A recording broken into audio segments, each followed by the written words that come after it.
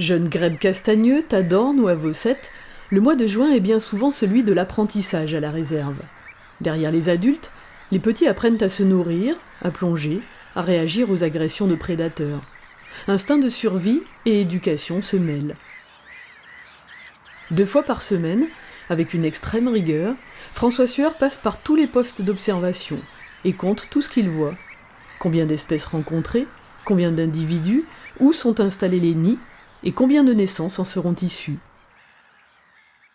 Il y a un suivi, disons, de la reproduction d'année en année. Ça permet de voir comment le site évolue. Puis on essaie aussi de voir si les oiseaux se reproduisent bien, c'est-à-dire s'il n'y a pas une trop grande mortalité entre l'éclosion et puis l'envol des jeunes. Alors bon, ça ne tient pas uniquement qu'au site, hein. Ça peut être lié aussi à la météo. En juin, de nombreuses naissances ont déjà été recensées, mais des accouplements sont encore observés. Certaines espèces nichent jusqu'au mois d'août. À peine un instant de pause dans une séquence de quête de nourriture pour une rencontre furtive. Le bec se croise, puis elles vont avancer un tout petit peu ensemble, et voilà. C'est la fin de la parade. Chez les chasses, comme chez la Vaucette, l'accouplement, c'est... Disons, il y a généralement un accouplement, et puis après, les oiseaux vaquent à leurs occupations.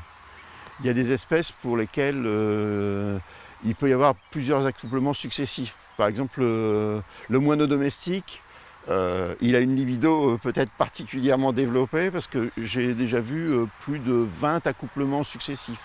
Mais alors c'est des fractions, c'est extrêmement rapide, hein, c'est pas... Ce jour-là, nous avons croisé le chemin d'une barge à queue noire, d'un chevalier cul blanc, de grèbes à cou noir au plumage éclatant, de quelques vanneaux huppés.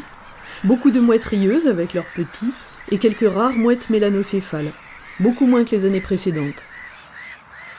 À un moment, il y avait 400 oiseaux à peu près, presque autant que les mouettes rieuses. Et maintenant, on en voit, alors que nous sommes qu'au mois de juin, on voit une dizaine d'oiseaux. Et aucun jeune n'est visible. Et donc c'est une reproduction catastrophique. Et c'est observé à la fois sur ce site, mais sur tous les autres sites qui accueillent des mélanocéphales dans la région, ou même dans le Pas-de-Calais voisin. C'est la même observation. Dans les phragmités et les haies environnantes, François comptabilise aussi les passereaux.